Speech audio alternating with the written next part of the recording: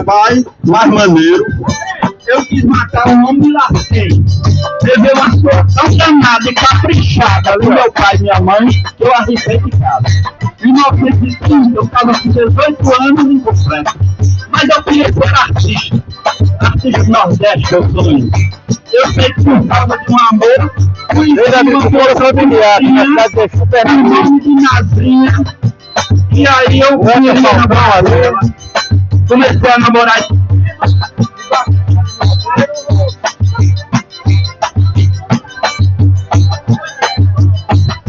Veio da agricultura familiar aqui na cidade de Exu, Pernambuco, é do Rei do Baú, Gonzaga. Comecei a namorar e disse, aquele cara não é homem pra minha filha.